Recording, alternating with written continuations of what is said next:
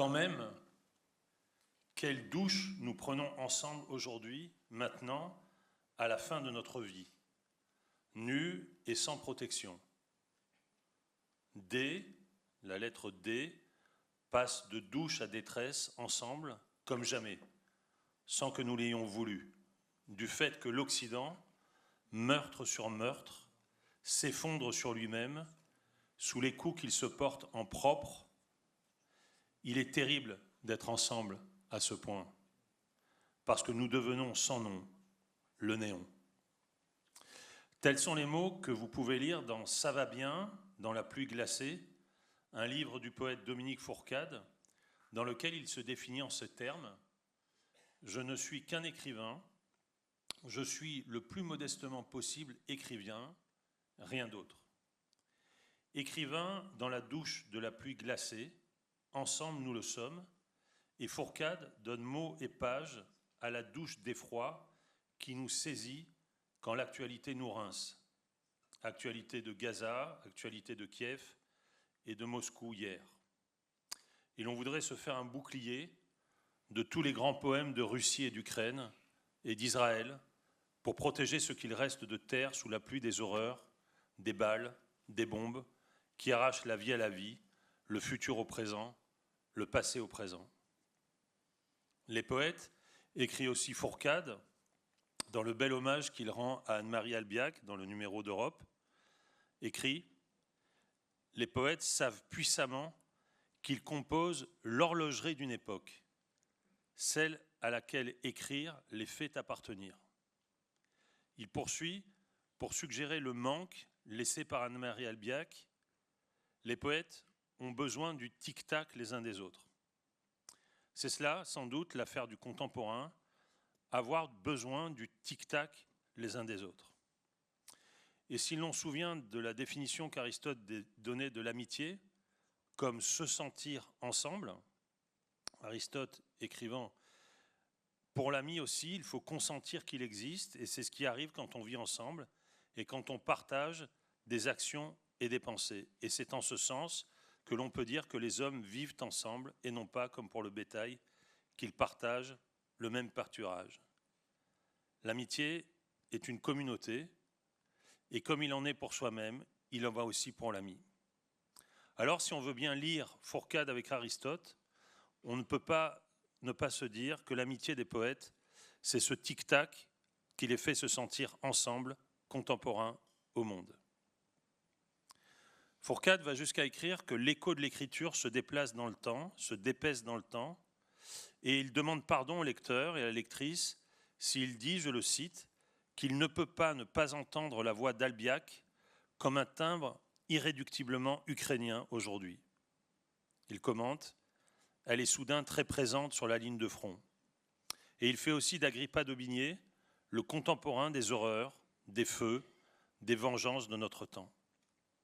Une revue, et ses lectrices et ses lecteurs, vous, c'est un peu une bande d'amis qui, à un moment, comme dans un film de gangsters ou d'espions, dit « Bon, allez, réglons nos montres ensemble. » Réglons nos montres et celles des poètes du monde sous la pluie glacée, puisque les poètes nous offrent le tic-tac de ce réglage intime.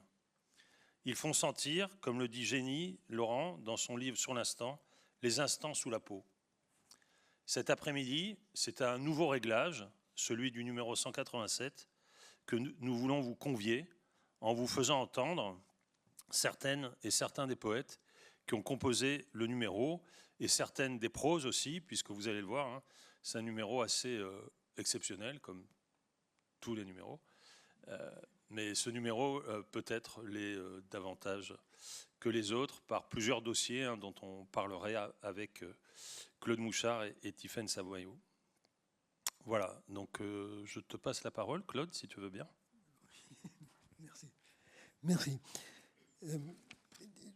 Je reprends les mots de Dominique Fourcade que tu as cités, si j'ai bien noté. L'horlogerie d'une époque, as-tu dit, et aussi le tic-tac les uns des autres. Et tout d'un coup, je propose un instant, très bref, de faire un bond vers une autre région, c'est Haïti. Haïti, c'est aussi Et comme vous le savez, le chaos, la douleur, l'extrême inquiétude à tout en dégâts. En ce qui me concerne, j'ai connu pendant toute ma vie d'adulte un grand poète, romancier, homme de théâtre haïtien qui s'appelait Jean Métellus, qui était, je peux le dire, mon meilleur ami pendant toute ma vie. Et un prix Jean Métellus a été fondé par sa famille l'année dernière et a été attribué, j'ai participé au jury, a été attribué à un jeune poète haïtien vivant en Haïti. Et à cette occasion, ce jeune poète est venu à Paris. C'était pour lui une espèce de chance qu'il n'espérait pas. Mais il est de nouveau, bien sûr, en Haïti. Il est de nouveau dans le chaos haïtien. Le prix lui a été attribué, j'ai participé au jury et j'ai voté pour lui, il lui a été attribué sur ce livre à partir du chaos, publié aux éditions Henry. Et je vais vous lire simplement, c'est pour mentionner cela, mais moi je continuerai avec lui. Je vais vous lire un poème de lui, de ce recueil. Nos champs sont encombrés de quantités de cadavres, tant de noms et tant d'anonymes qui ont fait la grande traversée. Les corps épousent à contre-cœur les nombreux tirs, opération sanglante qui alourdit d'autres existences. Partout, on retrouve des mémoires étendues dans les rues. Certains jurent que la vie a perdu son essence ici-bas. Oh, je suis témoin du gouffre qui s'est créé en moins d'une décennie. Trop de balles qui sondent le cœur, comme la lame du passé en incision dans l'esprit. Dur d'admettre que chez nous, on nous presse vers la mort et certains autres vers la sortie. Les battements de la ville se ralentissent. Elle agonise.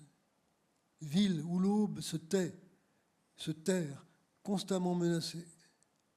Elle court sans cesse se mettre à l'abri du danger des tirs qui se moquent du temps des horloges des calendriers. Une situation qui éloigne l'enfant de son rêve. Le souffle chargé d'incertitude, le ciel part loin de nous pour ne pas être témoin de nos horreurs. On n'en finira pas de compter les rêves qui prennent la mer à la nage, ceux qui longent la frontière haïtiano-dominicaine à la recherche d'un bout de terre plus clément. Ces gens, on se met trop d'inquiétude dans nos têtes et le désespoir dans nos cœurs. Ils savent conjuguer les crimes sur le bout des doigts, épaulés par la détente. Ils veulent nous ôter même le droit de rêver, d'espérer. Nous sommes étrangers sur notre sol, errants partout où il est permis. Ils nous volent nos joies, nos pensées, notre jeunesse pour la plupart. Ah, camarades, la nuit est si longue de notre côté. Alors souvent, je lance invitation à tous ceux qui veulent tenir la main du poème, à tous mes vieux frères fatigués, défoncés, leur dire qu'ils peuvent trouver un abri sous le toit du poème. Les inviter à écouter ce chant mythique, chant d'orage, qui rappelle trop bien la douce résistance de la pierre à la main.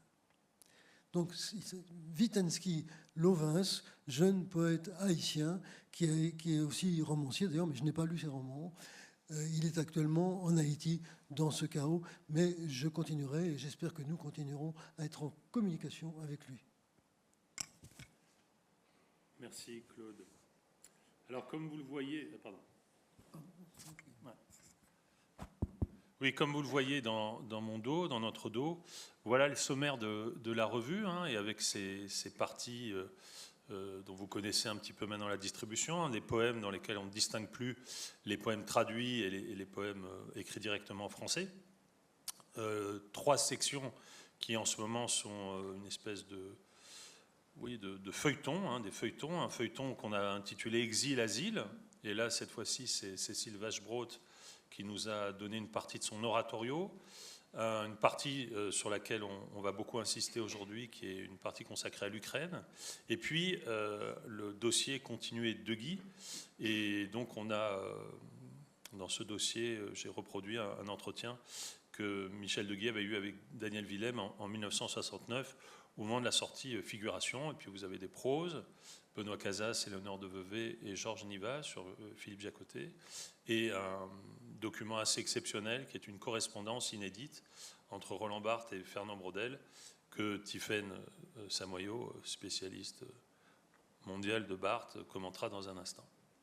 Mais on va évidemment donner le plus de place possible aujourd'hui à la lecture des poèmes, et c'est pourquoi on a demandé à des poétesses et des poètes de venir sur scène aujourd'hui pour nous lire leurs œuvres. Et donc j'ai le plaisir d'appeler Guylaine Monnier, qui nous a donc donné un bouquet de fleurs coupées. Guylaine, c'est à toi. Bonjour.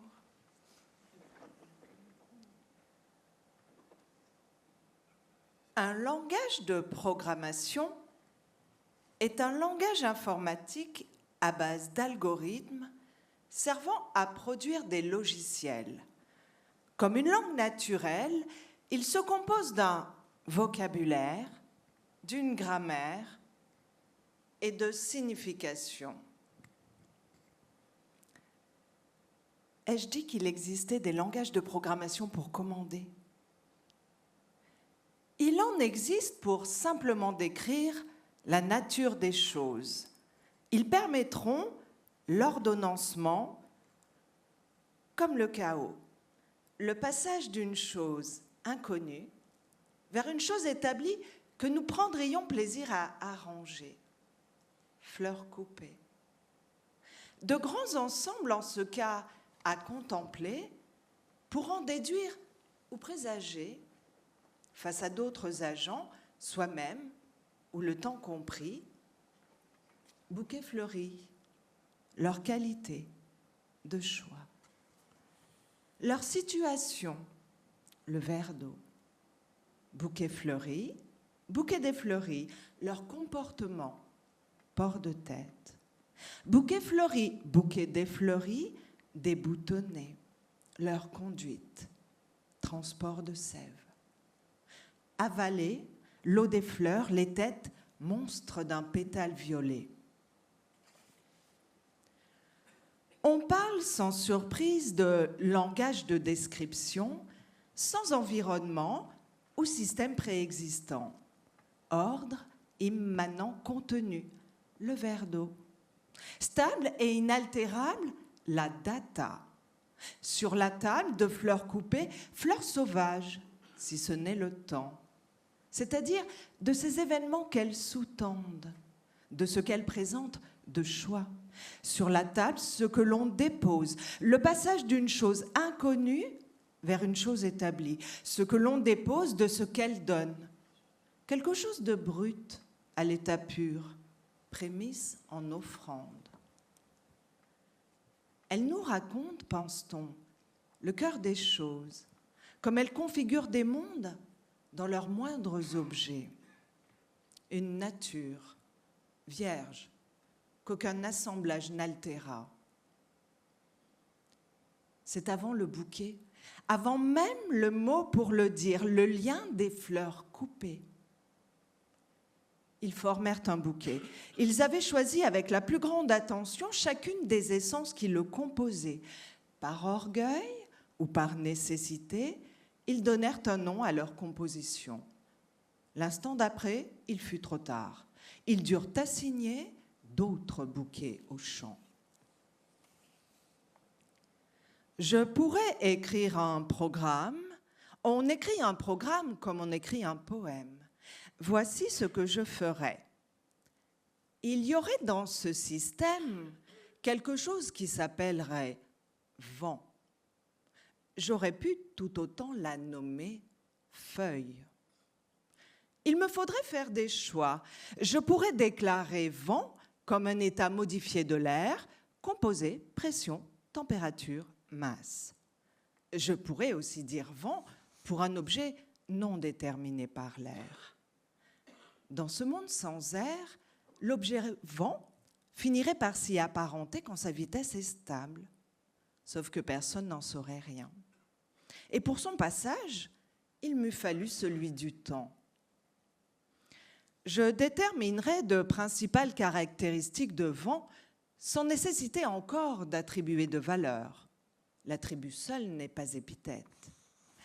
Et voici vent, au départ donné stable, aussitôt promesse de vent variable. Seulement voilà, pour que cette stabilité soit compromise, il aura fallu d'autres agents. Vent, étranger à soi, avec le vent, la multitude fait un seul souffle, comme un itinéraire pour s'offrir quelque part, un espace sur lequel prendre place. Ou le temps, avec le temps, tout ce qu'en disent les fleurs, ramassées là en rien. Aussi devrais-je dès lors dire de toute chose, à la fois objet, à la fois agent, c'est selon, car toute chose varie suivant l'autre. Or, si le vent est son propre agent, c'est qu'il subit l'action du temps, c'est-à-dire qu'en principe, le temps rend impatient. Je creuserai pour dire cela des vallons et des gorges. Du Rhône, je ferai advenir le Mistral. Jour après jour, j'engouffrerai ses répliques, avant de faire de même avec les pierres, les courants marins, l'ours du ciel ou le pin du bois. Mais il aura fallu dire vent de n'être pas visible. Or, tous s'y plieront. Sans y penser, j'aurais ainsi inféré que présence et visibilité d'une chose ne sont pas liées, qu'il peut donc exister des choses que l'on ne voit pas, le vent, comme d'autres agissantes, quoique absentes, le vent. Ainsi, s'il emportait au sol une volée de feuilles mortes, ce ne serait pas son affaire, ce serait l'affaire des feuilles. Chacun s'emparera de cette loi si elle peut servir de nouveau bouquet. Je créerai des objets radicaux, comme le feu. Et pour créer les couronnes, j'écrirai vers, puis j'écrirai tige. L'idée de tressage sera survenue la saison suivante, de la main parcourant la 3e paille. On dit que l'on manipule les données lorsqu'on attend d'elles un résultat. On termine chaque ligne de commande par un point-virgule. Fini, mais à suivre. Sans cela, elle ne s'exécute pas. Elle est confondue avec ce qui suit. On parle aussi d'instruction, mais rien ne dit si la ligne apprend d'elle-même. Je ferai de seuls organes génitaux un objet, étamine mâle chargé de pollen que renouvelle le pistil femelle. On le voit ici, féminin et masculin seraient encore confondus. Puis, j'assignerai les fleurs au champ et d'autres adventices, quelques pétales pour ornement des organes génitaux. Et si cela ne suffit pas, au paraître trop immédiat, je donnerai un parfum différent à chacune, pour ne pas perdre de vue que la diversité prend place dans l'unité. Peut-être oublierai-je que le vent un jour a précédé ces objets, m'étonnant qu'il porte les parfums au-delà du pré prévu. Eh bien, malgré moi, j'offrais à ce monde que le désir précéda la beauté. On apparaît là, un parterre de fleurs de pois et de haricots s'étendant jusqu'à l'horizon. On se hisse sous le vent à hauteur des bruits sourds, on a soif. On attend dans toutes leurs mesures le soleil puis la pluie. On oublie la foison des tiges volubiles. On sait ce qu'elles attendaient des obstacles. Chaque contretemps pour s'enrouler dans le sens inverse des aiguilles. On brossera l'horizon. On se secourra comme les autres pour former des vagues jusque-là. On sera peut-être sauvage. On se confondra en prairie. On finira en poème. On sera peut-être cultivé. On se confondra en chant. On finira en slogan. Mais aussi longtemps que le vent soufflera, on se définira dans ce seul mouvement, la vague bruissante d'une terre. On sera ébranlé toutes les fois que le battement d'ailes d'un insecte volant, l'un d'eux s'attardera, posera les pattes. On a déjà le grand pétale dressé. La houppe a gagné son toupet violet. On l'a coupé large, une grande voile de pourpre pour les agents ailés, une grande lèvre taillée en une pièce de réclame. On l'a nommé étendard, comme pour les fleurs de fèves, la luzerne, toutes les fleurs dites papillons. Puis, on s'était bossé là, À la base de son apparat, voile de Beaupré, on s'est déposé. Étamine et pistil, on a le temps du jour. Elles sont 8 au soleil. La jupe ramassée comme des belles de jour. On attend le poids de l'autre. Il vient. On entend le poids de l'autre. Dans le tourbillon d'air de ses propres ailes, il porte. On se retient encore. Le pas de l'insecte suppose-t-il 3 appuis? Est-ce ici le poids du devenir? On vibre. On se libère à la première pression sur l'étendard. On s'y abritait autant qu'il nous signalait. On devient mobile. On est brossé vers l'insecte alors même qu'il se décharge d'autres pollen. On laisse notre appareil s'agiter aussi longtemps que la longue langue a plongé. De bas en haut, on se secoue. On ignore le vent. On a de la chance. www.b2bees.fr. Question-réponse. En moyenne, 700 fleurs sont butinées chaque jour par une abeille. On n'a pas su s'exposer de simplicité. Ce qui s'expose sous le masque s'impose. On explosera à nouveau sous l'abdomen. Ramassez-la, peignes et corbeilles aux pattes des abeilles. Je pourrais continuer d'inventer tout un tas d'objets, en définir leur nature puis leur relation à d'autres. De nature sensible, c'est-à-dire qui, comme la sensitive, replions nos folioles, soit au physique, soit au moral. On dessine un objet à force de donner. Merci.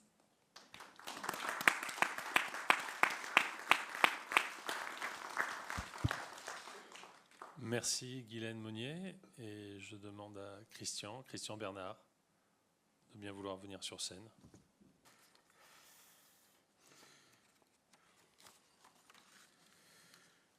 Je vais lire quelques-uns des poèmes publiés dans ce numéro de poésie sous le titre « Je qui chantais », titre emprunté au premier vers du Virgile travesti de Scarron.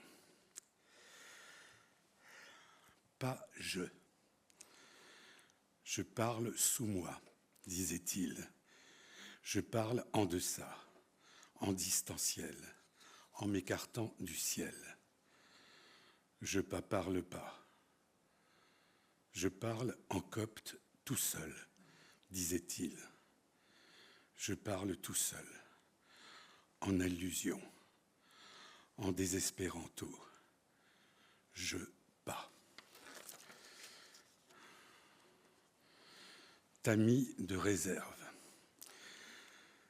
Le vers se distribue en 2 plans superposés qui cadrent l'ouvert du décor. Il se tient dans l'incertitude de son propre espace. Le vers tremble aux lignes des arborescences qui le glacent. Le vers tamise le regard. Il retient le silence volubile, énergumène. Le vers ne cède rien au paysage, dans la fenêtre, aux vitres de cuir noir. Vibrato de la tectrice. Commensale du blanc, cherchant le passage dans les meurtrières des lettres, cherchant le là, son glas lancinant. Commensale du vide, errant le long des limites, flou des ponctuations, errant toujours entre 2 souffles, 2 respirations. Commensale du temps, déplaçant le curseur sur la barre de la ligne, montée de l'image dans le bac du ciel blanc. Twist again. Alors l'air commence. Il ouvre le plan tout entier, l'ensemence. L'air et l'eau, leur miroir perpendiculaire, leur danse de mots. Retour de Baldwin Green, sa belle embrassée blanche, le froid dans le dos. Le Rhin emporte ses rives, mouvantes de balles à la mer. La nue frissonne dans les bras du Rhin, qui la roule et la roule. Les barques plates glissent noires dans le ride, parmi les tableaux et le cuir parfumé des incunables.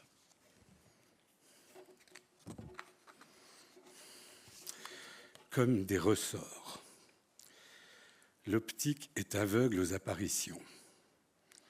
Le givre gaine les tiges et bague les rétines. Encore un espacement. L'optique est muette, elle achoppe. L'électricité file, la précision guette. Toujours moins d'une heure après quelques jours de gestation subconsciente. La chambre tremble, l'écho la feutre. Taches de sang qui balancent dans les blés. Les virgules oscillent quand les lignes se tendent.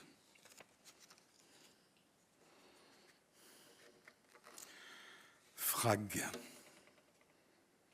Mans 10 000 selon les nombres de Chine, ni plus ni moins. Lacune fanée, saut de ligne, saut de cygne, trottoir roulant en bouquet d'iris, aiguille sonore, cognant contre la vitre, l'étoilant, filet des brisures, 10 000 fragments luminescents. Le monde comme voie et puzzle, brasier, construction, collection close, explosée, agrégat insécable de grains de poussière. Prenant le verre offusqué, vaporisé de buée, à revers, à l'inverse du souffle. 10 000 éclats coupant la vue en myriades de débris au reflet de mica. Attrition. Atlas, atoll, archipel, constellation. Langage au noir. Cain, Kaa, cassé, tangage, chahut, charivari, naufrague. Au-dessous est Osiris. À travers la lentille opaque du poème. Idiosyncrasie générale ou mnémotechnique. Mal armé pour là, mais des cailloux dans la bouche. Gai bêement. J'ai perdu les clés de ma mémoire. Égaré les codes de la prochaine clairière. L'impermanence des choses percole la prage noire. Vitesse de glissement des pierres sur le sol durci du désert. Maintenant que l'horizon s'efface, que le point de fuite recule vers nous, que la suite est écrite, plus besoin de conjugaison. Cool laps, à présent, fort coefficient d'acrophobie, âpre. Babel parle, Babel crie, tumulte millénaire. Chacun parle sa langue, la tourne à sa façon. Chacun se parle, extinction d'œuvre. Écoute l'horloge silencieuse de la poussière. L'exiguïté. L'idée de solution recule. Tout se tient contre. Les yeux tournent dans l'arène isocèle, se perdent. Le terrier. Le terrier est une horloge sans aiguille. Il se creuse lui-même. Il forme une tiare pour ma tête, un corset pour mon thorax. Cette armure est sans dehors. Le terrier a la forme de mon cercueil. Je suis le terrier. Merci.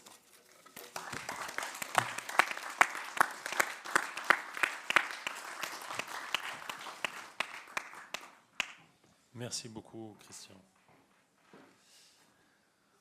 Alors, nous n'avions pas prévu la lecture qui va suivre. J'appelle Jean-Paul Botta, puisque nous avons appris cette semaine la mort du poète Nino Judice. Et comme Jean-Paul Botta est son traducteur, et que très récemment encore, il nous avait offert des traductions de Nino Judice dans la revue, eh bien on lui a demandé, il s'est proposé, et on le remercie, de rendre hommage à ce poète. Merci beaucoup. Bonjour à toutes et à tous. Donc c'est avec beaucoup d'émotion que je m'adresse à vous cet après-midi. Et je voudrais remercier Martin de m'offrir l'opportunité de saluer la mémoire de Nunn Judice, immense poète, mais aussi bien sûr enseignant, novelliste, romancier, essayiste, directeur de revue, traducteur, ancien conseiller culturel de l'ambassade du Portugal et directeur de l'Institut Camões à Paris, salué dans le monde entier et disparu à notre grande stupeur dimanche dernier, à Lisbonne, dans sa 74e année. Nunn Judice n'a eu de cesse de dédier sa vie à la littérature, à l'art, à la culture, et son œuvre, sans conteste, comptera pour des générations et des générations dans la culture portugaise et bien plus encore. Outre la revue Colóquio Letras de la Fondation Gulbenkian à Lisbonne, qu'il dirigeait depuis 2009, il a aussi, entre autres, été à la tête de la revue Tabacaria de la maison Fernando Pessoa de 1996 à 1999. Parmi les nombreux prix nationaux ou internationaux qu'il a reçus, on notera par exemple le prix de poésie Pablo Neruda en 1973 et en 2013 le prix Reina Sofia de poésie ibéro-américaine par l'Université de Salamanque. Son œuvre, traduite en de nombreuses langues avec plus d'une vingtaine de titres en français, chez Poésie Gallimard, L'Escampette, Chandaigne, La Différence, Fata Morgana, Métellier, Corlevour, Atelier La Feugraie, Potentie, Vagamundo, Le Taillis-Pré et bien d'autres, pardon pour les maisons que je n'ai pas citées, sans oublier les nombreuses revues qui l'ont accueilli. Son œuvre couvre 52 ans d'édition depuis son premier livre publié, Un Innocent Poème, la notion de poème en 1972, jusqu'à son dernier en mars de l'année dernière, Uma colheita de silêncios, une moisson de silence. C'est un extrait de ce texte, publié dans La Forge en février dernier, que je voudrais lire. Et puis aussi, peut-être pour commencer, un poème que j'avais lu ici même il y a quelques mois, paru dans Poésie et tiré d'un livre intitulé Fórmulas de uma luz inexplicável, Formule d'une lumière inexplicable, sorti au Portugal en 2012. J'aimerais au préalable, pour ce premier texte, vous en lire la version originale. Fotografia de Camille Claudel no hospício. Os olhos perdidos num pedaço de parede procuram outro ponto em que os fixar e voltam-os para dentro de si, onde outras paredes arruinadas a impedem de ver o que está do outro lado, para além do campo e do céu. Mas se erguesse os olhos pelo teto, de estuque aberto para as telhas, fios de luz dar-lhe um vislumbre do mundo e que não pode aceder. E bastaria um pouco de sonho para encontrar esse vazio a que aspira, ou apenas o último ângulo entre infinito e eternidade. Porém, o rosto não se desvia, e as mãos pousadas no casaco esburacado pela traça tremem, como se procurasse moldar um corpo antigo com o barro seco da ausência. Photographie de Camille Claudel à l'hospice. Les yeux perdus sur un pan de mur, elle cherche un autre point où les fixer.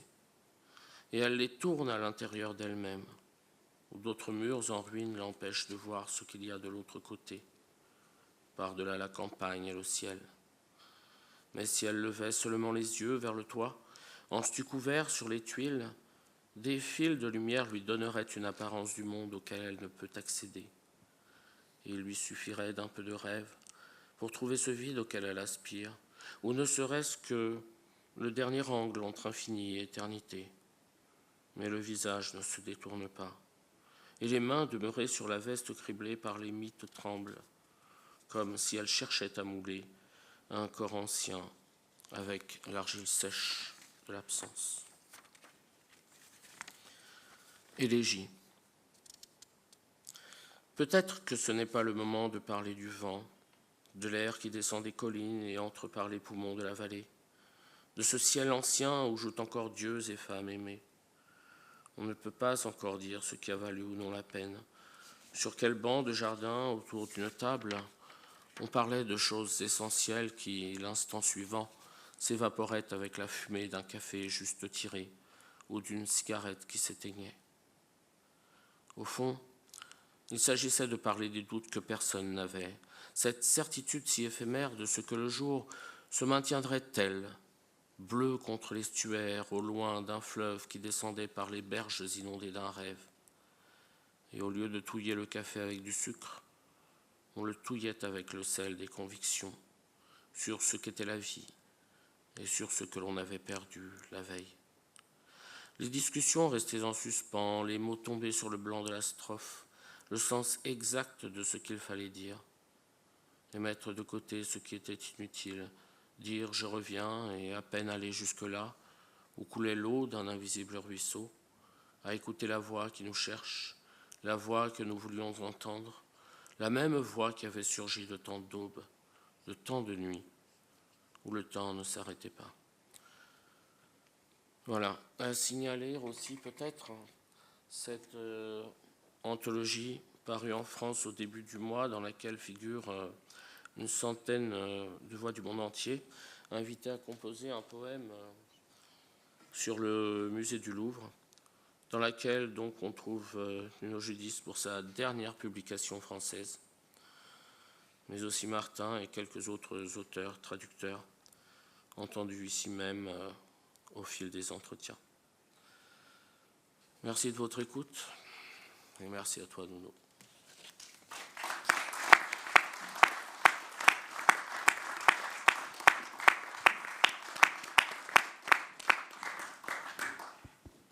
Merci Jean-Paul Botta pour cette lecture de Nuno Judice.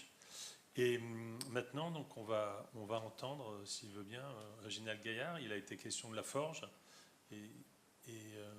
Ah non, pardon, excuse-moi, Réginald. On va commencer par Tiffany. Non, respectons le programme, pardon. Je te prie de m'excuser. Salut, merci. Oui, non, je ne vais pas prendre la parole, mais c'était prévu qu'on fasse une petite pause prose. Et la pause prose donc, concerne la publication dans ce numéro de poésie d'une correspondance inédite de Barthes à Braudel. Donc je voudrais rendre ici hommage au travail magnifique d'une jeune chercheuse qui s'appelle Beatrice Latini, qui a découvert ce fonds dans les archives de l'Institut de France, qui a obtenu les autorisations de les éditer et de les publier.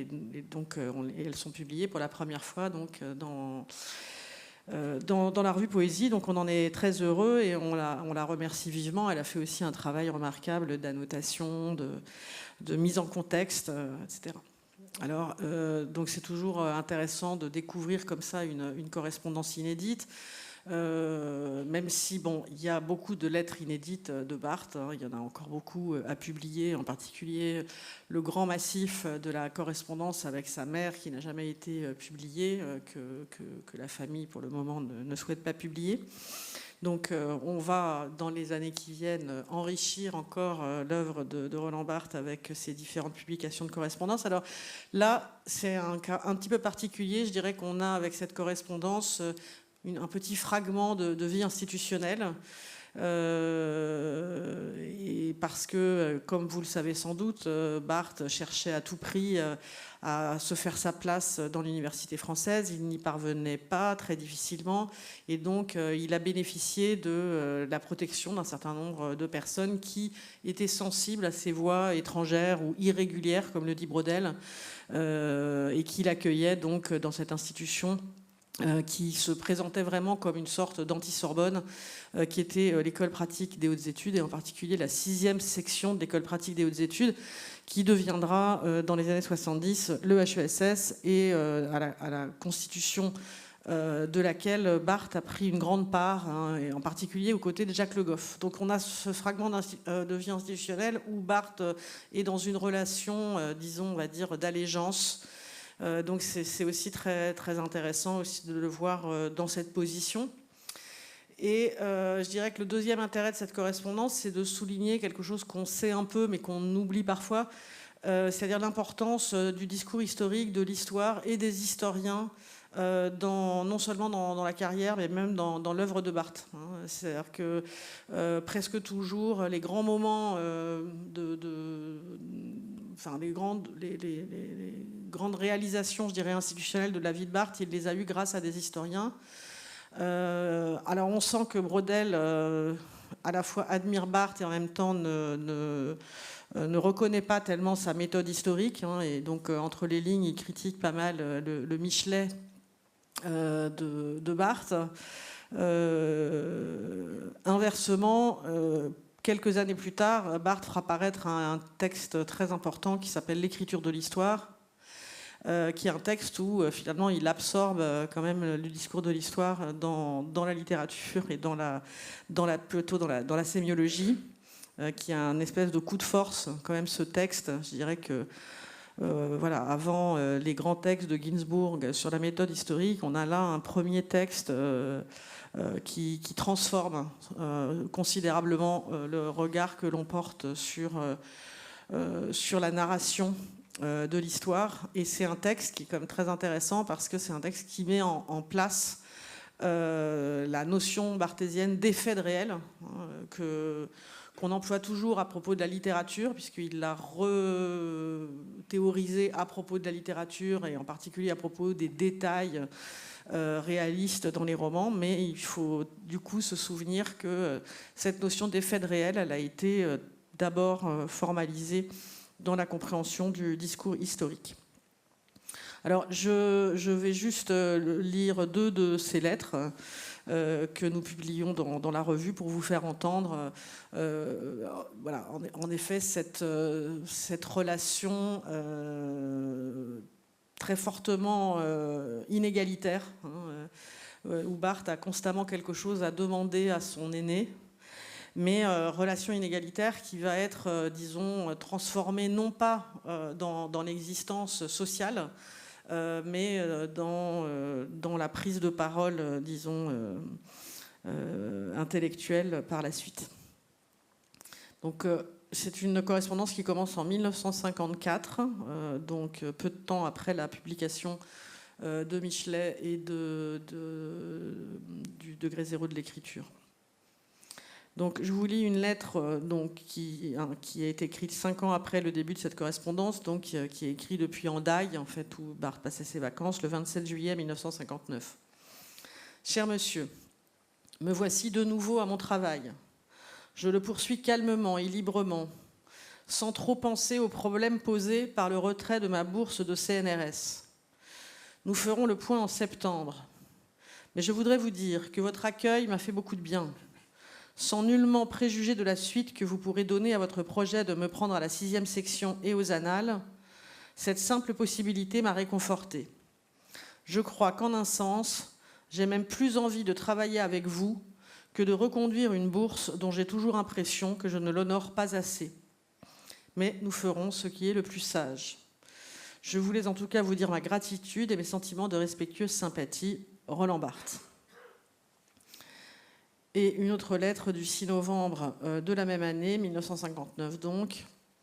Cher monsieur, vous m'avez si gentiment, si efficacement reçu l'été dernier, au moment de mes ennuis avec le CNRS, que je me permets de vous réécrire, de vous dire combien il serait important pour moi de faire le point avec vous sur ma situation. Et je ne parle pas seulement de ma situation matérielle. J'en ai du scrupule, car je vous sais très pris, en proie à beaucoup de sollicitateurs et de rateurs, dont je voudrais bien ne pas être. Mais si vous avez 5 minutes à m'accorder, cela me permettrait d'y voir plus clair. Sans vous, je suis un peu perdu. Il suffirait que votre secrétaire voulût bien me fixer un lieu et une heure, n'importe lesquels pour moi. Il ne me sera pas difficile de me libérer. Je vous remercie bien vivement et vous prie de croire à mon respectueux attachement. Roland Barthes. Donc à la suite de ces courriers, effectivement, Braudel accédera à cette demande de l'intégrer à la 6e section de l'École pratique des hautes études et surtout, je dirais que c'est peut-être ça le plus important, au comité de rédaction de la revue Les Annales, de la revue d'histoire Les Annales. Et dans les années qui suivront, Barthes publiera 6 articles importants dans cette revue, donc s'inscrivant quand même comme une voix assez forte du discours, non pas de l'histoire, ou non pas l'écriture de l'histoire elle-même, mais l'écriture de l'histoire, on va dire. Donc juste pour donner un petit signe d'une autre voie de Barthes que celle qui est montrée ici. Donc on voit quelqu'un qui est dans une situation vraiment de demande, et qui est très émouvante d'une certaine façon. Un tout petit extrait donc, de ce fameux texte, l'écriture de l'histoire, sur les faits réels. En d'autres termes, dans l'histoire objective, le réel n'est jamais qu'un signifié informulé, abrité derrière la toute-puissance apparente du référent. Cette situation définit ce que l'on pourrait appeler l'effet de réel. L'élimination du signifié hors du discours objectif, en laissant s'affronter apparemment le réel et son expression, ne manque pas de produire un nouveau sens, tant il est vrai, une fois de plus, que dans un système, toute carence d'éléments est elle-même signifiante. Ce nouveau sens, extensif à tout le discours historique et qui en définit finalement la pertinence, c'est le réel lui-même, transformé subrepticement en signifié honteux. Le discours historique ne suit pas le réel, il ne fait que le signifier, ne cessant de répéter « c'est arrivé », sans que cette assertion puisse être jamais autre chose que l'envers signifié de toute la narration historique. Voilà, bon, je m'arrête là. Merci beaucoup, Tiffaine. Et j'espère. Ouais. Oui, il est important aussi que dans une revue qui essaie de mettre la poésie au cœur du débat, les sciences humaines ne soient jamais loin et les formes du discours de savoir soient convoquées sous une forme ou sous une autre.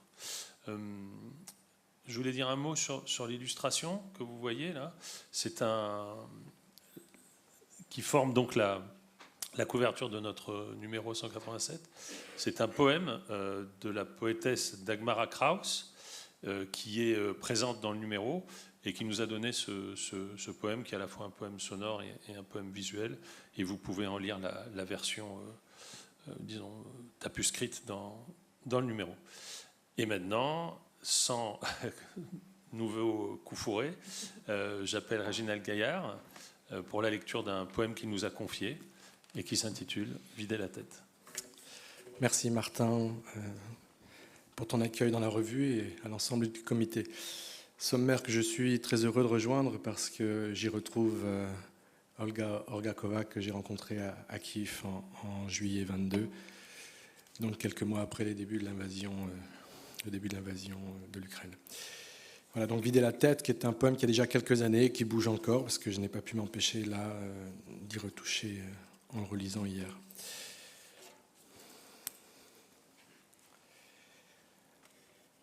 Non. Non, surtout pas, non. Pas penser. Pas penser. Chasser les pensées. Chasser la noirceur. Accroché, pendu aux parois du crâne. Ne pas. Ne pas.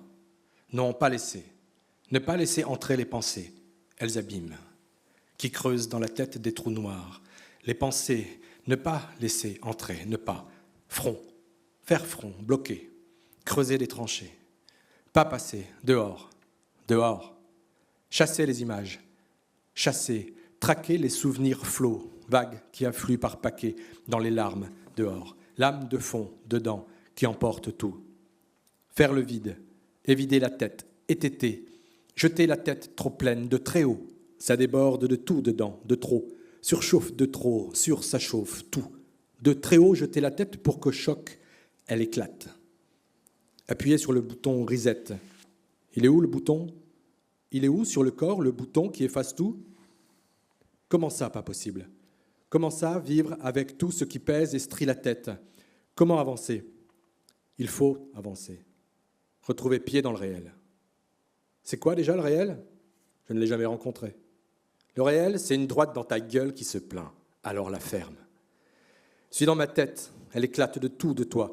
Deux bouts de corps qui tremblent. De froid? De quoi? Je ne sais plus, mais j'ai froid, de bouillir. Tête en ébullition et sueur froide. Même la queue se débine, flasque. Juste bonne à faire des flaques de pisse. Tout est mou, tête molle, bite molle, encéphalogramme plat. Électrochoc, Urgent. Qui a éteint le courant? Qui? Rallumez. Fermez la maison.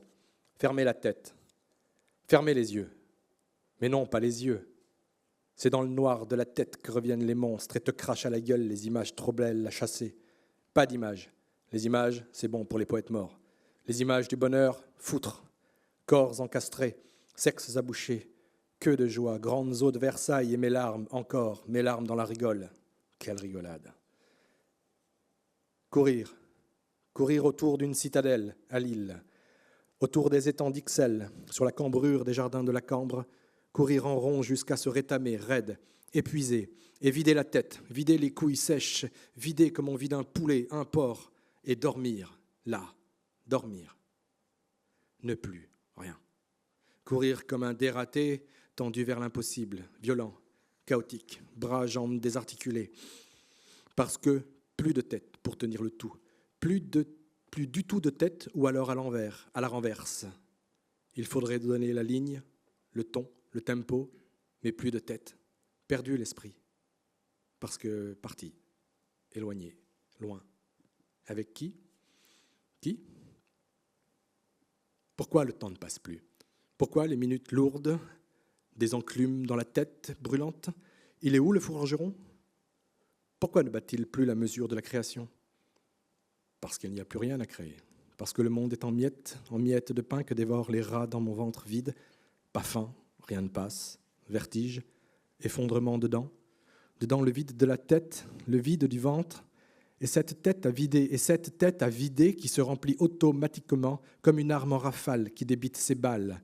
Baller des balles, danser autour, danser malgré tout, malgré le feu des balles qui sifflent dans la tête, l'air trop connu du manque et de l'absence qui ronge les sangs, suce la matière grise. Ne pas revenir. Ne pas revenir, non, non. Ne pas revenir, sinon, ça sera la vraie mort. La vie d'esclave, les fausses lumières, les ténèbres. Ne pas revenir, non. Laissez mourir les pensées, laissez mourir les vagues par paquets. Laissez la vague te prendre ton paquet de vie restante à la poste et laissez mourir la vague sur l'estran. Mais non, pas revenir, non, surtout pas. Partir. Partir, retourner au ventre et y mourir. Épouser l'ombre qui jamais ne trahit, elle. Épouser la rivière qui jamais ne change de lit. Épouser le vent et ses caprices. Et puis se taire. Se taire. Se taire. Ne pas revenir, non. Non, ne pas revenir, changer de focale, prendre de la hauteur, changer de champ, changer d'objectif, chercher d'autres odeurs, ouvrir d'autres cuisses, et passer et regarder sa souffrance, cette gueuse au loin qui trébuche au moindre souvenir trop délicat, au moindre sourire doucereux, au moindre mot qui revient manger dans la plaie, se noyer dans le dur, dans le travail qui torture, tripalium dans les tripes, c'est mieux que triturer les souvenirs qui tordent les boyaux. Déverser de l'écrit par paquet et combler le vide, et vider le vide de son vide, dans la chute des corps brisés qui se regardent, ahuris de ne plus, effarés de ne pas, ce jusqu'au choc à venir, jusqu'au silence du noir. Merci.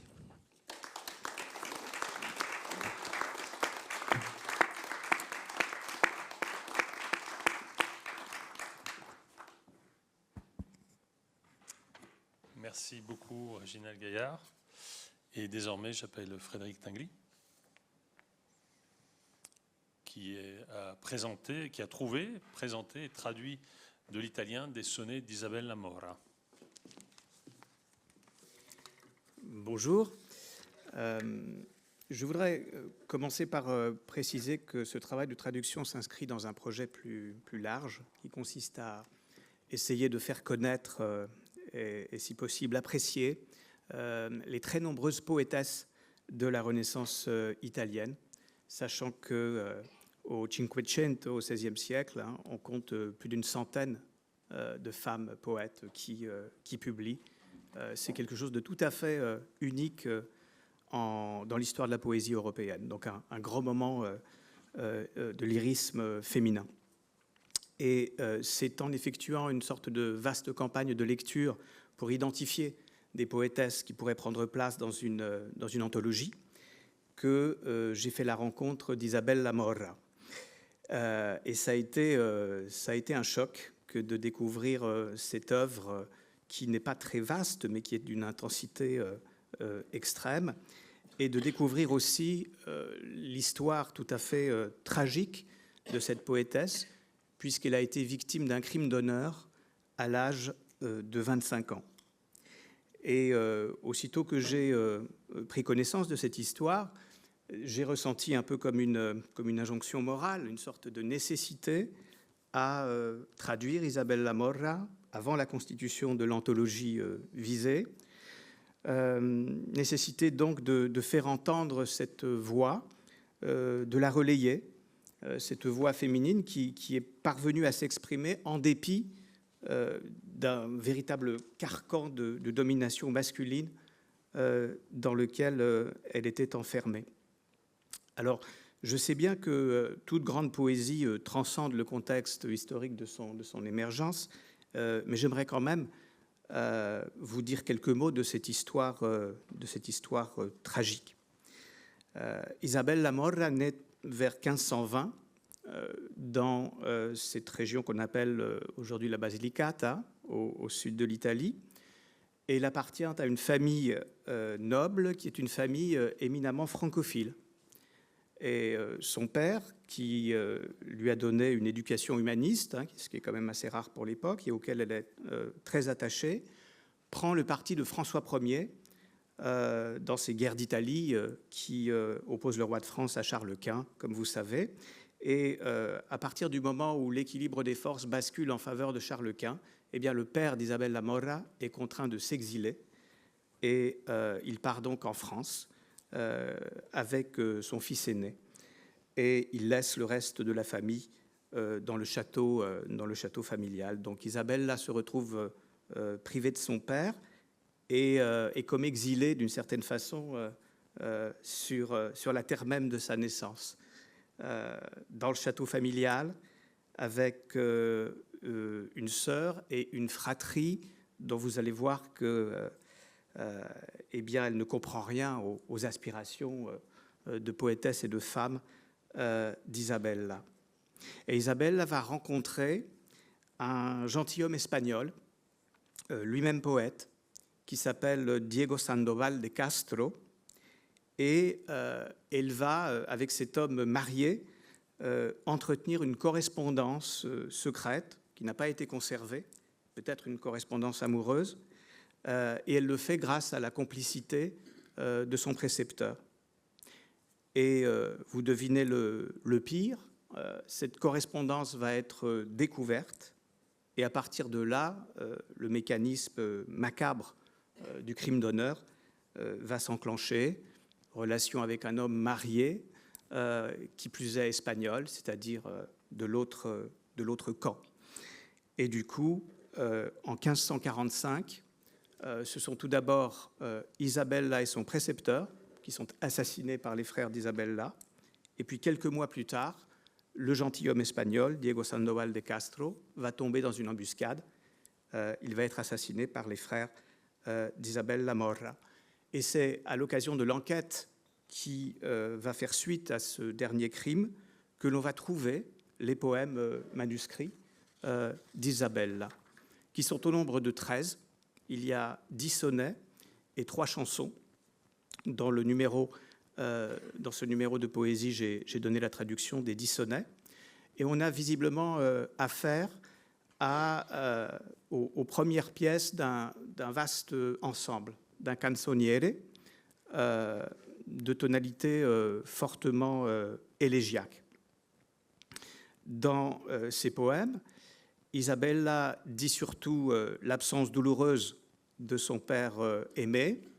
Elle dit le contraste entre la cour de France, qu'elle idéalise beaucoup, et le locus horribilis dans lequel elle se trouve recluse et exilée. Elle dit aussi l'espoir de s'échapper, peut-être physiquement, mais aussi et surtout en ayant au moyen de la poésie, en fait, en obtenant une sorte de gloire poétique qui la ferait survivre et puis être reconnue dans l'Europe et en particulier en France. Elle a toujours ce projet-là d'être comprise en France. Alors, Martin a gentiment accepté de lire les versions italiennes des 4 sonnets que dont j'aimerais ici vous faire lecture. Le premier, c'est donc très clairement la pièce qui était censée ouvrir ce canzoniere, qui était aussi un canzoniere contre la fortune, contre la déesse fortune, si cruelle, avec Isabella, et le roi qui est évoqué dans ce premier poème, même s'il n'est pas nommé, c'est très clairement François Ier. Martin? I fieri assalti di crudele fortuna scrivo piangendo e la mia verde etate, ma che in civili ed oride contrate spendo il mio tempo senza loda alcuna.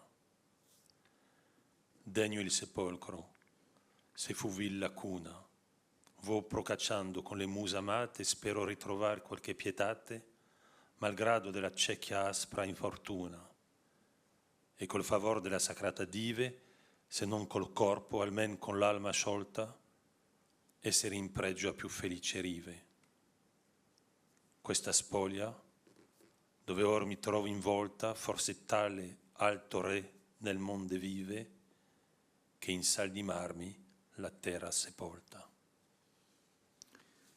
Les fiers assauts de cruelle fortune, j'écris en pleurs, et mes vertes années, moi qui en ces effroyables contrées passe mon temps sans aucun compliment. Digne tombeau, si vil fut le berceau, je vais cherchant, grâce aux muses chéries, et rencontrer quelque pitié, j'espère, malgré l'aveugle, rude et importune. Et par faveur des saintes déités, sinon le corps, mais l'âme déliée, être en estime en plus heureux rivage.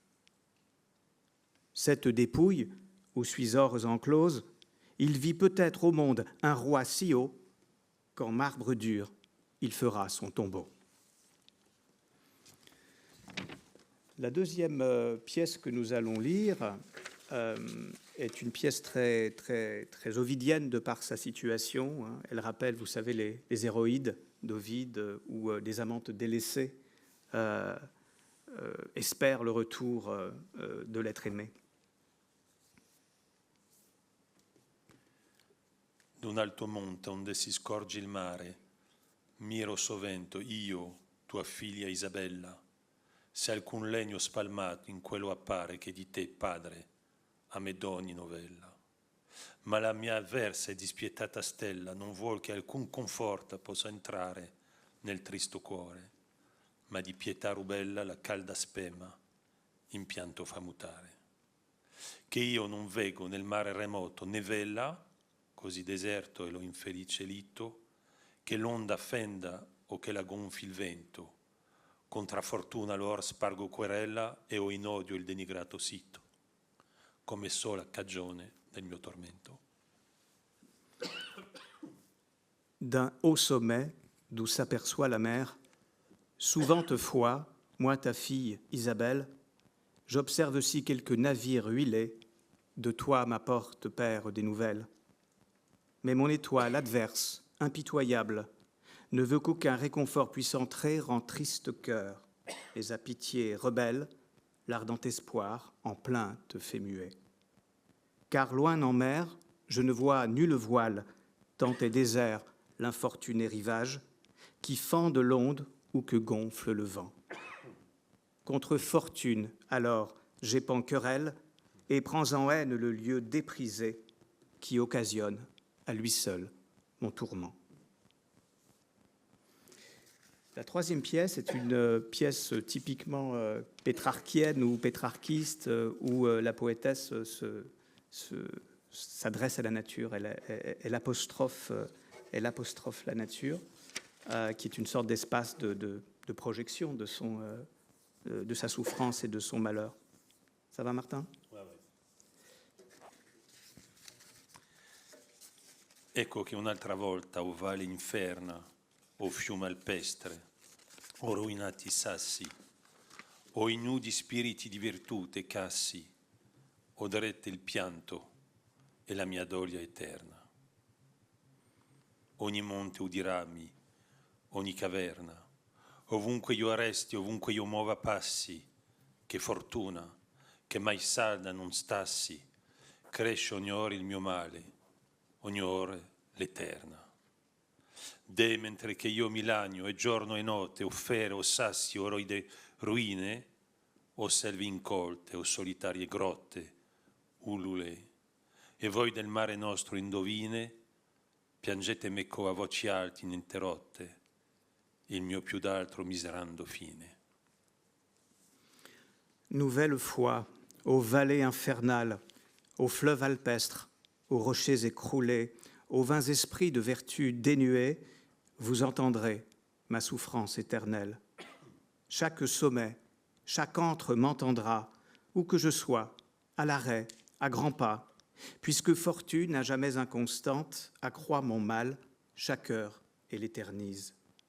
Hélas, tandis que jour et nuit je pleure, aux bêtes rocs, aux ruines horribles, sauvages bois, aux solitaires grottes, et vous, hiboux, devins de notre mal, d'une voix haute brisée avec moi, plaignez ma faim, pitoyable entre toutes. On entend quelque chose de presque prémonitoire dans cette pièce.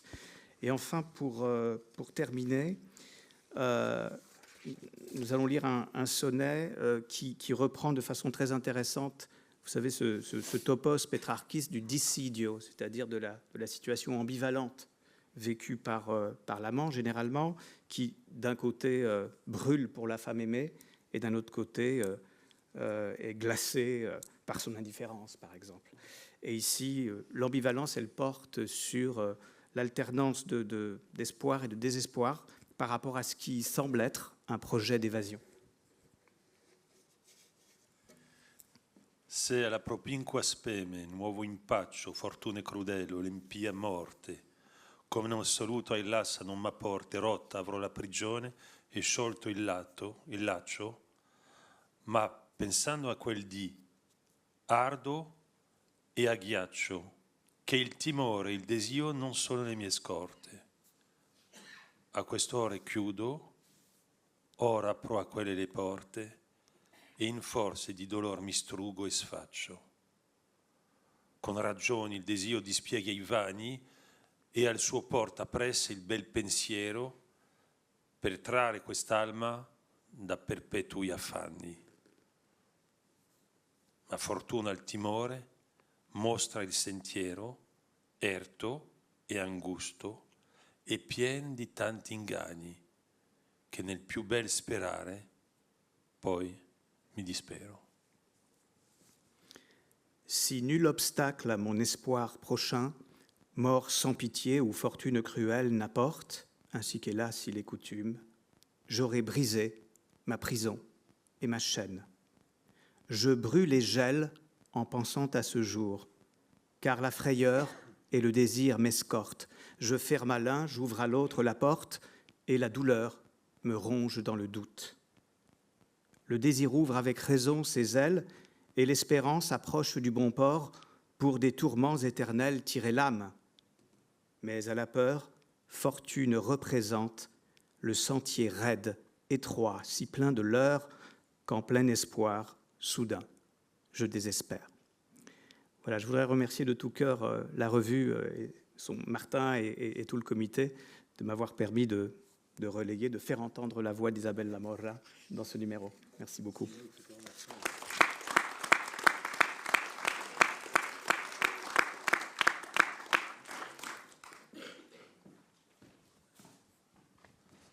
Merci Frédéric Tinguely. Voilà, alors maintenant nous allons passer à ce dossier à la fois urgent et douloureux qui est le tic-tac de notre actualité, un des tic-tac de notre actualité, c'est-à-dire la partie de la revue qui est consacrée à l'Ukraine. Comme vous le savez, depuis 4 numéros maintenant, et même 5 en fait, puisque dès le numéro de l'été 2022, nous avions publié, grâce d'ailleurs à Georges Niva, des poèmes de Stutz pour faire signe à l'Ukraine. On a à cœur de nourrir une section qu'on a appelée Non loin l'Ukraine, et qu'on nourrit tantôt avec des textes de la tradition, et c'est ainsi que grâce à Jacques Demarque, hein, on a traduit et on continue à publier des longs souvenirs, des longs extraits du voyage que Cummings, le poète Cummings, a fait en Ukraine. Et dans le prochain numéro d'ailleurs, il y aura la 3e section, et aussi des poèmes contemporains. Et là, c'est un dossier tout à fait exceptionnel et très poignant pour nous, que je vais vous présenter, qui est un... Réginald Gaillard y faisait allusion, hein, c'est un dossier qui a été organisé par Tetiana Ogarkova, qui a rassemblé 7 poètes d'Ukraine, poétesses et poètes, et il se trouve que 2 des poètes, au moment même où elle réalisait pour nous ce dossier, sont morts au front. L'une dans un bombardement et l'autre est mort tué au front dans un affrontement. Alors Tetiana, que j'ai connu, que la revue a connu grâce à Tiffaine Samoyo, Tetiana est à Kiev et elle nous a envoyé une vidéo où elle présente ce dossier. Et donc on va l'entendre. D'abord, la vidéo dure entre 8 et 9 minutes. Et après quoi, avec Claude, nous lirons quelques poèmes de ce dossier. Et malheureusement, Jean-Patrice Courtois, qui devrait être là pour présenter ce dossier, qui avait écrit un texte, n'a pas pu venir. Et Tiffaine en dira un mot, si elle veut bien. Merci beaucoup. Et donc, je vais essayer d'envoyer la vidéo. Pardon. Bonjour à toutes et à tous.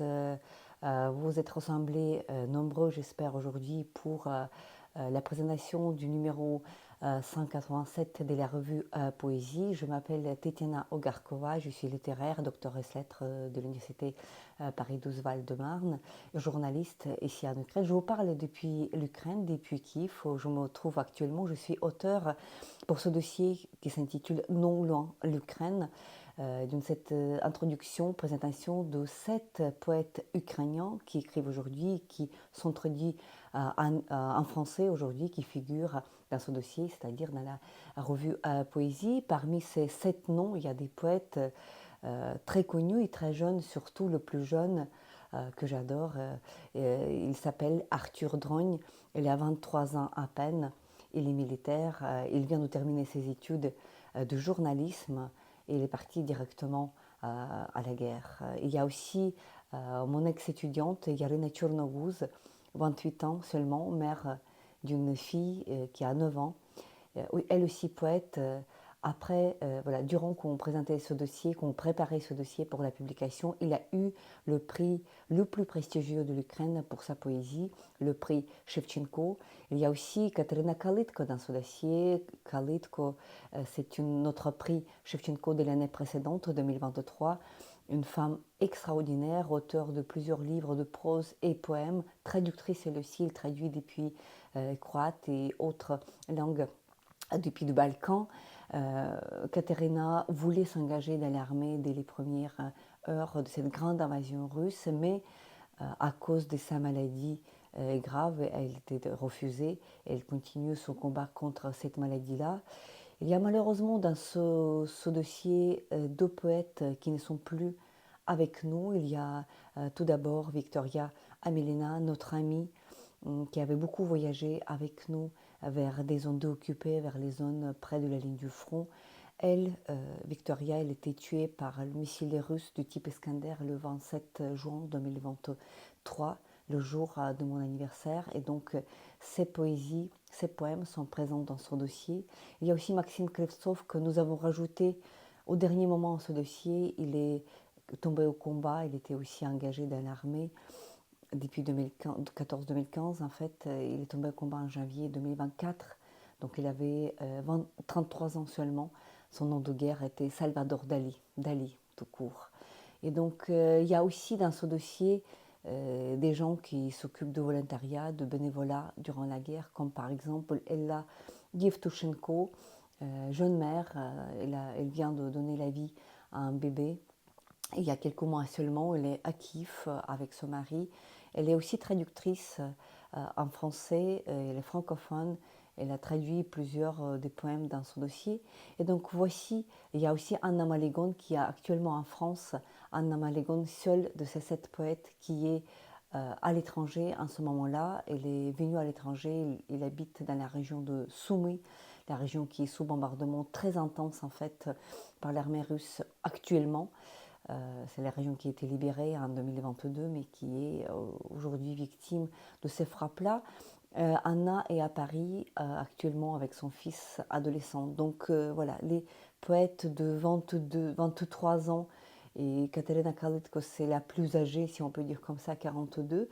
Voici les auteurs qui ont participé à ce dossier-là. Et quand on regarde ce qui se passe sur la scène poétique de l'Ukraine aujourd'hui, on se rend compte que jamais, durant les dernières décennies, on n'a pas eu une telle renaissance, une telle boom de la poésie, puisqu'il y a plusieurs poètes qui écrivent. On en cite 7 dans ce dossier-là, mais en fait, il y a des dizaines, voire des centaines de gens qui écrivent pour plusieurs raisons, puisque on sent au fond de nous que la guerre, c'est quelque chose qui te vise personnellement, qui te fait taire dans un premier temps, puisque la guerre vous coupe le souffle, c'est-à-dire qu'elle impose le silence aux poètes, et donc finalement, on en sort plus fort. Très souvent, les poètes retrouvent leurs mots, essaient de forger une poésie qui serait tout autre. Il y a aussi une raison que, en fait, comme c'était dit par notre historien Jaroslav Gritsa, qu'il y a déjà des années que la nation ukrainienne n'était pas constituée par un souverain, par un roi ou même par une constitution. La nation ukrainienne s'est consolidée autour d'un poète, notre poète, le poète ukrainien Taras Shevchenko, le poète du 19e siècle. Et donc pour nous, un poète, c'est toujours un peu plus qu'un poète, c'est toujours une voix de la nation. Dans le contexte ukrainien qui est très tragique, puisqu'il y avait plusieurs interdictions de la langue ukrainienne qui étaient imposées justement par l'Empire russe, aujourd'hui, parler l'ukrainien, écrire en ukrainien, c'est un acte de résistance. Et donc voici comment la poésie ukrainienne résiste à cette grande invasion russe, justement en écrivant. Et donc voilà, la poésie témoigne beaucoup.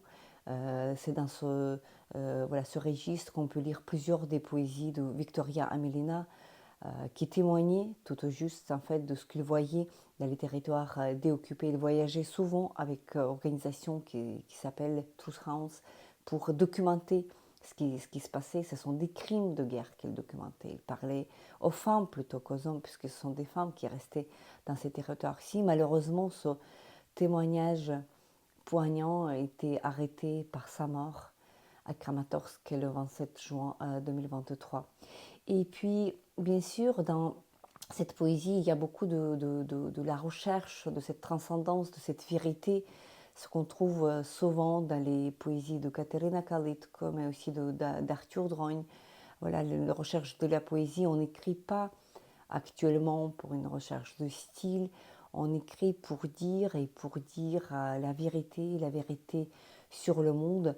Et donc, voilà, dire ce qui est important, dire l'amour surtout qui nous unit, puisque si on fait cette guerre, ce ne sert pas pour la faire, c'est justement pour avoir enfin la paix, pour défendre notre pays, pour défendre notre droit tout simplement de vivre normalement, même si nous avons déjà perdu le sens de ce qui est normal. Et donc voilà, donc d'être, de parler, d'écrire, d'élever les enfants, de donner la vie à des nouvelles générations, d'éduquer nos enfants. Voici ce que dit la poésie aujourd'hui, voilà, sous cette menace qui n'arrête pas, qui est toujours là, qui continue à tuer nos poètes. On se retrouve très souvent pour des lectures poétiques, puisque poésie, c'est un acte de communication aujourd'hui.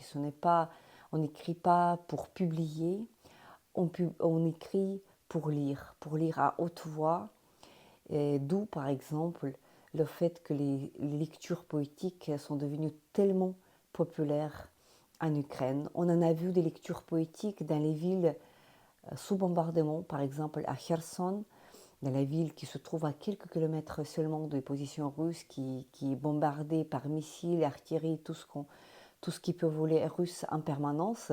Imaginez-vous, les salles sont pleines quand il y a des poètes ukrainiens qui se déplacent jusqu'à là, parce que la poésie, c'est un acte de réunion, en fait, populaire. Cette poésie qui ne parle pas une langue hermétique, C'est une langue très raffinée, c'est une langue très profonde, mais elle n'est pas une langue hermétique, c'est une langue de communication. Et donc les poètes, tout aussi bien que leur public, recherchent cette communication, cet être ensemble, puisque finalement personne en Ukraine ne sait quel jour sera son dernier. On n'est nulle part en sécurité. Durant la guerre, les missiles russes peuvent arriver à Lviv, c'est-à-dire à l'extrémité de l'ouest, depuis aussi facilement qu'à Kiev, la capitale, ou bien à Kherson, qui est à quelques kilomètres de la ligne du front. La guerre tue nos compatriotes et puis il tue nos poètes. Et donc d'où cette force de communication qui est propre à cette poésie. Et donc voici ce dossier de 7 poètes, 14 poèmes ukrainiens sélectionnés pour le lecteur français. C'est aussi un acte de communication, c'est un acte de dialogue. Et puis on espère tous que ce n'est qu'un début de grand dialogue poétique entre l'Ukraine et la France.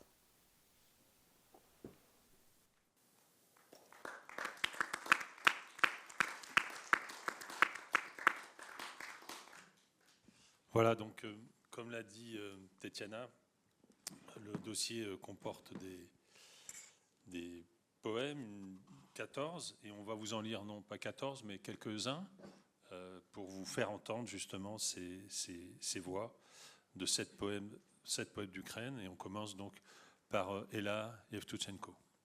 Je commence.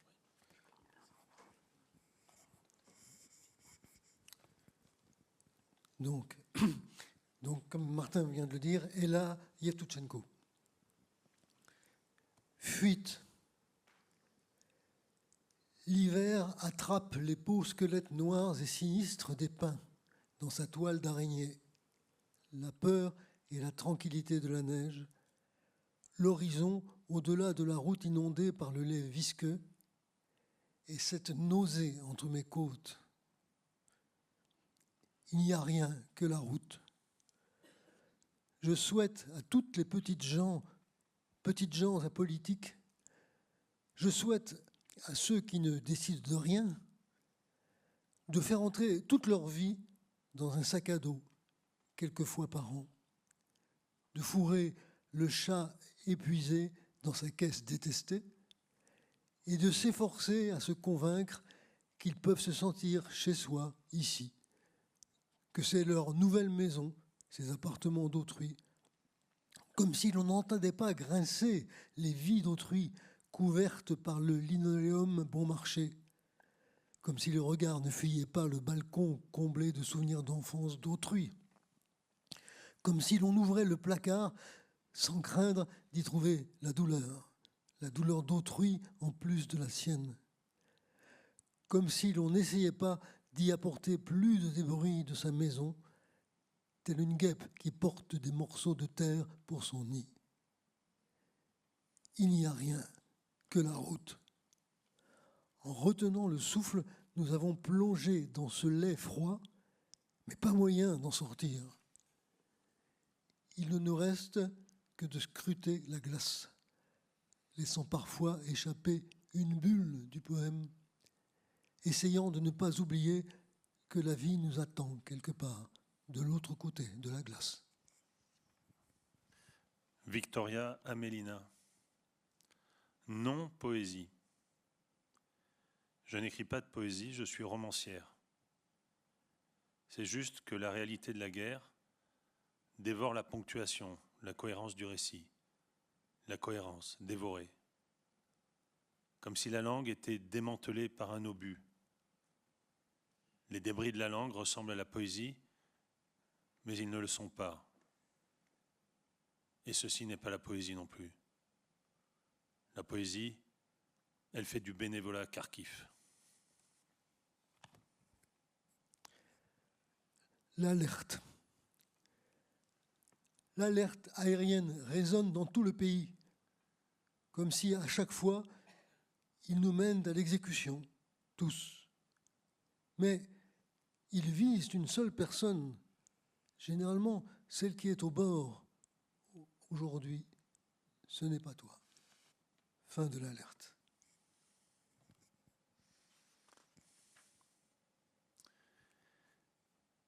Anna Malion. Un oiseau volé par le couloir vert portait quelques mots étrangers dans son petit bec, quelques branches pour un nouveau nid.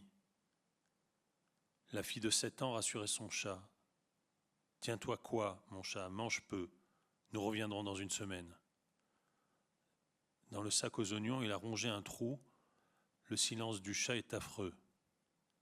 La sirène de l'Est a demandé à celle de l'Ouest « Pourquoi te plains-tu ? Vous avez du café, des musiciens ambulants et vos enfants dorment dans leurs pyjamas. » Et elle répond par l'explosion. Explosion.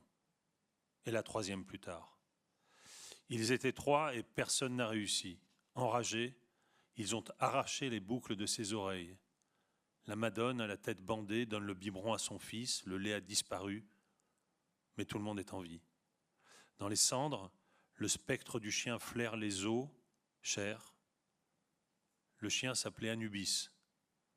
Le transporteur n'a pas accepté de le prendre. Je mets une robe rugueuse du corps d'autrui, couvre mes yeux avec mes moignons pour ne pas voir le couloir vert devenir rouge.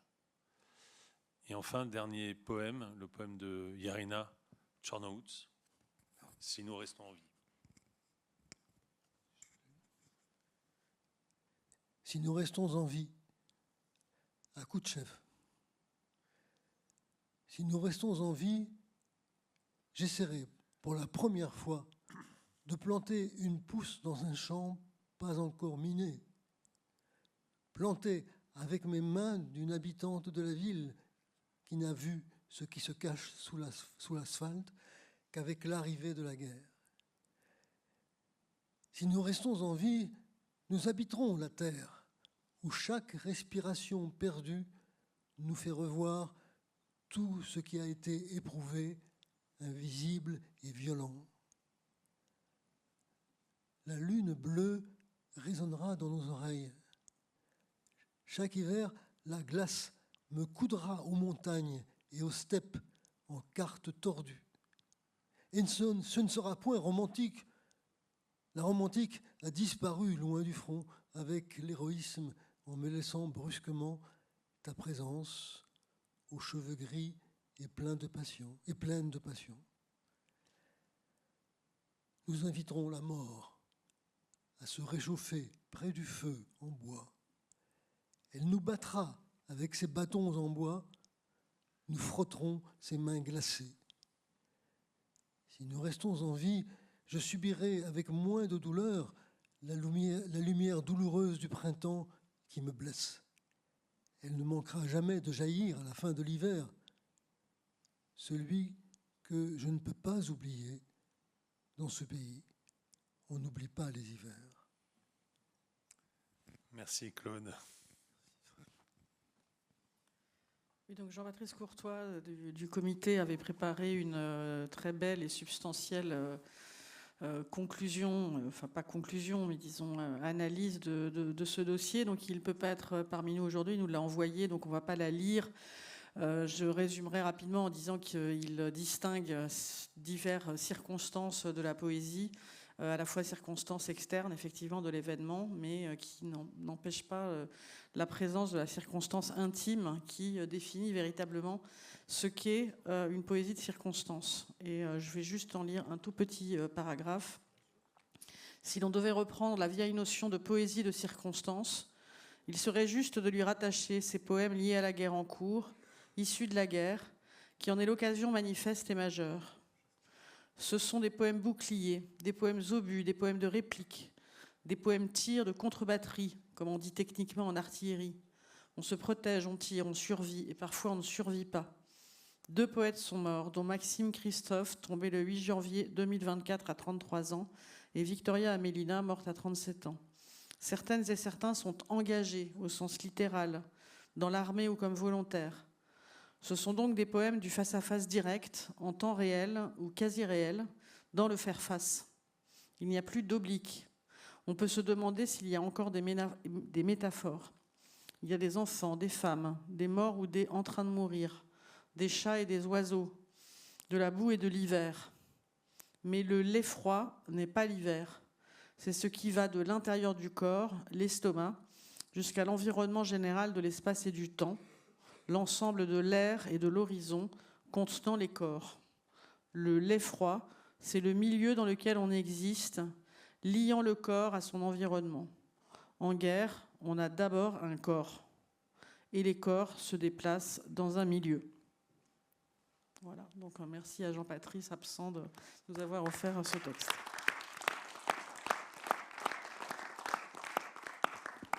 Et puis avant de se quitter, avant de se séparer après cette séance, je voulais ouvrir une nouvelle petite rubrique des samedis de poésie, de présenter un peu l'actualité des publications des membres du comité de la revue.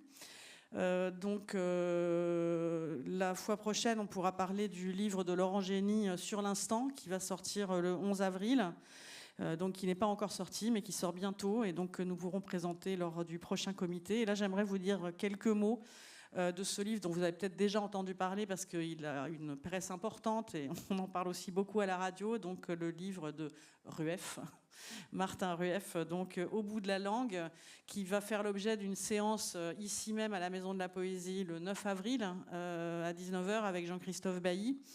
Mais je voudrais juste en dire quelques mots parce que donc on a entendu là dans les paroles de Tetiana Olgarkova voilà, l'importance de prendre la parole lorsqu'on vous coupe la parole d'une certaine façon. Et